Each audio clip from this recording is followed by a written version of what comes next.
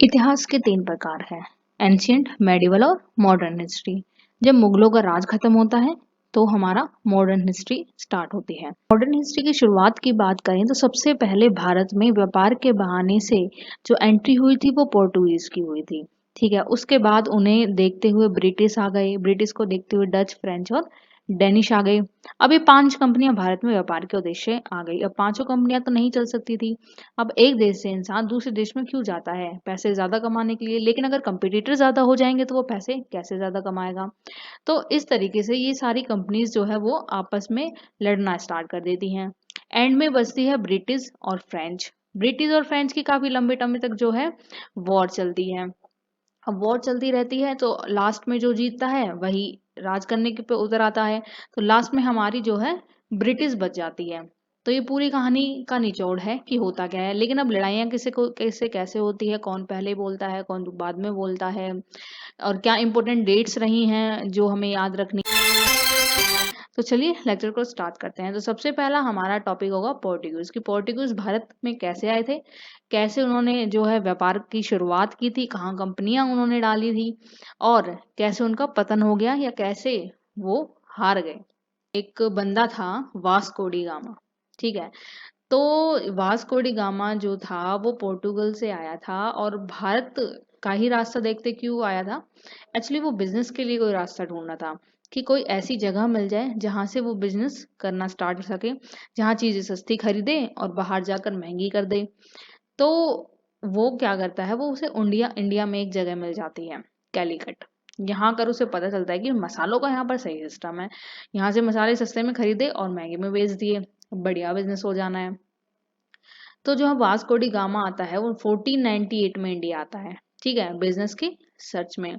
और कैलीकट केरला में एक जगह है, वहां पर आकर रुकता है। उस वो जिस शिप के जरिए वो आया था वो चलाई थी अब्दुल माजिद ने। ये क्वेश्चन एग्जाम में आ सकता है कि वास्को डी गामा जिस शिप से आया था उसका ड्राइवर कौन था? तो अब्दुल माजिद। ठीक है, तो जो ये पहुंचे थे इसका स्वागत किया था हिंदू किंग जम्मोरिन ने। ठीक है, कल केरला में उस समय जम्मोरिन था, उसने इसका बढ़िया से स्वागत किया। लेकिन उसे क्या पता था कि आगे क्या होने वाला है। ठीक है, बढ़िया से स्वागत होता है। उसके बाद क्या होता है, पोर्टुगीज आता है यहाँ बिजनेस देखने, वो देख लेता है यहाँ पे क्या सिस्टम है क्या सिस्टम नहीं है, कैसे हम पैसा कमा सकते हैं। उसके बाद 501 में वो क्या करते हैं, कोचिन, केरला में एक जगह है कोचिन, वहां पे अपनी कंपनी की जो है ट्रेडिंग ट्रेडिंग कैपिटल घोषित कर देते हैं। उसके बाद वास्को डी गामा चला जाता है और फिर वो वापस आता है 1502 में। 1502 में जब वो वापस आ जाता है तो कोचीन और केरला में 2 फैक्ट्रियां लगा देता है 1503 और 1504 में। obviously बात है कि बिजनेस उन्होंने करना स्टार्ट कर दिया है, तो भाई अब पैसा अगर उन्हें दिखेगा तो उसे बढ़ाने के लिए भी सोचेंगे। वहां पर अगर उन्हें सैन्य शक्ति की भी जरूरत पड़ेगी कि भाई कोई ऐसा ना हो, हम बिजनेस कर रहे हैं दूसरे देश में वैसे हैं, कहते हैं ना कि कुत्ता अपनी गली में शेर होता है, लेकिन हम दूसरे के इलाके में जाएंगे तो कैसे शेर बनेंगे। अब दूसरे के इलाके में शेर बनना था तो क्या किया उन्होंने, गवर्नर जो है अपॉइंट करने स्टार्ट कर दिए। तो जो पोर्टुगीज का पहला गवर्नर था वो था फ्रेंचाइजी दी अल्मेडिया, जो 1505 में भारत आया था। तो इसने क्या किया, इसका जो मेन एम था वो ये था कि नवल कंट्रोल, यानी कि नेवी जो होती है, जो मतलब कि आर्मी होती है, नेवी नेवी यानी कि नौसेना, नौसेना नियंत्रण के लिए जो है अपने एरिया में उसके लिए सैनिक बनाना स्टार्ट कर दिया, अपनी फोर्स बढ़ानी स्टार्ट कर दी। पहले जो युद्ध हुआ करते थे वो नौसेना के जरिए होता था, क्योंकि जो बिजनेस हुआ करता था वो बंदरगाहों के जरिए हुआ करता था। अगर कोई अटैक करता था तो बंदरगाहों के जरिए ही अटैक करता था। पोर्टुगल का जो पहला गवर्नर आया था वो आया ही था कि अपनी नौसेना को जो है पावरफुल बना सके, वहां पे अपनी आर्मी को जो है स्ट्रॉन्ग कर सके, ताकि जो आसपास के लोग हैं उनसे उनसे वो खुद को प्रोटेक्ट कर सके। उसके बाद आता है सेकंड गवर्नर। सेकंड गवर्नर था हमारा अल्फोंसो डे अल्बिक्यू। तो सबसे पहले आते क्या करता है कि जो गोवा होता है उसको 1510 में बीजापुर के किंग से ले लेता है। कैसे ले लेता है, अब नौसेना तो उन्होंने पहले ही अपनी जो है स्ट्रॉन्ग कर ली थी, नौसेना स्ट्रॉन्ग कर ली थी। तो वो क्या है, जहां भी बिजनेस करना चाहते थे, अगर वहां के सुल्तान ने, नवाब ने, या जो भी सूबेदार वगैरह होते थे उसने परमिशन दी तो ठीक, नहीं तो वहां पर जो है लड़ाई करता था और उसको कैप्चर कर लिया करता था। फिर अच्छे से बिजनेस करता था, रोकने टोकने वाला कोई हो था नहीं। तो पोर्टुगीज की यह रणनीति बन गई। उसके बाद पोर्टुगीज क्या करते हैं, 1511 में मलक्का, मलक्का एक बहुत ही फेमस मंडी उस वक्त हुआ करती थी जहाँ से बिजनेस करने उन्हें काफी फायदा दे सकता था। हॉर्मोज 1515 में उन्होंने कैप्चर किया था। हॉर्मोज ये नाम आप याद रखिएगा, आगे आपको काम आएगा, क्योंकि हॉर्मोज में इसके ऊपर जो है आगे जाकर वॉर होती है जिसमें पोर्टुगीज हार जाते हैं। उसके बाद आता है थर्ड गवर्नर का टाइम। तो जो थर्ड गवर्नर होता है वो आता है 1530 में, जिसका नाम है नीनो डा कुन्हा। नीनो डा कुन्हा उसका नाम होता है। आते ही सबसे पहला कार्य जो थर्ड गवर्नर पोर्टुगीज का करता है वो क्या करता है, कोचीन को ट्रेडिंग कैपिटल पहले बनाया गया था जब पोर्टुगीज स्टार्टिंग में आए थे भारत, तो कोचीन को वो ट्रेडिंग कंपनी बनाते हैं। वो क्या करता है, कोचीन को चेंज करके गोवा को ट्रेडिंग कंपनी बना देता है अपनी, क्योंकि गोवा उन्होंने कैप्चर कर रखा था, टैक्स वैक्स ना देने का कोई फंडा था ही नहीं, तो गोवा को जो है अपनी ट्रेडिंग कैपिटल बना देता था। उसके बाद बंगाल से हुगली को वो अपने अंडर में ले लेते हैं। आर्मी में वो धीरे धीरे अपनी स्ट्रॉन्ग करते जा रहे थे, क्योंकि उन्हें अब बिजनेस करना और ज़्यादा इजी बनाना था और ज़्यादा पैसा उनको कमाना था। वो क्या करते थे, जो है छोटे मोटे विलेजेस को जो है कैप्चर करते जा रहे थे।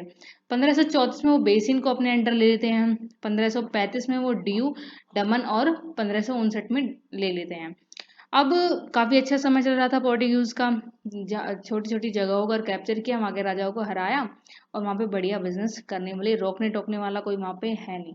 तो वो बस यही चाहते थे कि बिना किसी झंझट के अच्छे से बिजनेस और ज़्यादा से ज़्यादा पैसा कमाया जा सके। लेकिन 16वीं सदी तक आते आते उनकी जो पावर बढ़ रही थी वो कम होना स्टार्ट हो जाती है। कम होना स्टार्ट हो जाती है, क्यों हो जाती है, इसके तीन जो है इम्पोर्टेंट रीजंस हैं। पहला, 1622 में वो ब्रिटिश से उलझ पड़ते हैं। ठीक है, अब वो छोटी छोटी जगह कैप्चर कर रहे थे, उनको घमंड आ गया कि यार अब तो हम बहुत पावरफुल हैं, अब हम आसानी से बिजनेस कर सकते हैं और हम यहाँ के हम बादशाह। बट ऐसा नहीं था। 1622 में वो ब्रिटिश से झगड़ते हैं और हॉर्मोज को जो है खो देते हैं। उसके बाद 1631 में मुगल से उनकी लड़ाई होती है और मुगल से लड़ाई में वो हुगली जो बंगाल में था उसको खो देते हैं। उसके बाद मराठा से 1739 में वो लड़ाई करते हैं और बेसन को खो देते हैं। अब ब्रिटिश बाहर की कंट्री थी, बाहर के लोग थे, फॉरेन्स थे, उनको वो भी बिजनेस करने के लिए भारत आए थे। तो ब्रिटिश तो उनके जैसे हो गए, लेकिन मुगल से और मराठे से उनका कोई भी पैचअप नहीं हो पाया। ब्रिटिश से पैचअप करते हैं। अब दोस्ती कर लिए तो उस दोस्ती को रिश्तेदारी में बदलने की कोशिश करते हैं, ताकि जो है और अच्छे से बिजनेस कर सके और उनकी और ज्यादा जमने लगे एक दूसरे से। तो वो क्या करता है, 1661 में पोर्टुगीज का जो किंग होता है वो चार्ल्स टू जो कि इंग्लैंड का था उससे अपनी बेटी की शादी कर देता है। और शादी के दौरान क्या करता है, उसको बॉम्बे गिफ्ट कर देता है कि भाई जाओ बेटी भी ले जाओ और दहेज भी ले जाओ। बॉम्बे चार्ल्स को गिफ्ट कर देता है और सोचता है कि अब बिजनेस जो है अच्छे से चलना स्टार्ट हो जाएगा। हालांकि इन लड़ाई के बाद पोर्टुगीज की जो शक्तियां थी वो काफी कम हो गई थी और एंड में जाकर जो है पोर्टुगीज को जो है ब्रिटिश बिल्कुल ही खत्म कर देते हैं भारत से। अभी तो ये 1620 में पहला युद्ध था जहाँ उनकी शक्तियां कम हुई, लेकिन एंड में जाके पोर्टुगीज को बिल्कुल ही खत्म कर देते हैं। अब हमने सबसे पहले बात करी कि पोर्टुगीज कैसे भारत आए थे और उसके बाद आए थे ब्रिटिश। तो जब ब्रिटिश भारत आए तो किस तरह से उनकी एंट्री हुई थी उसके बारे में हम अब बात करने वाले हैं।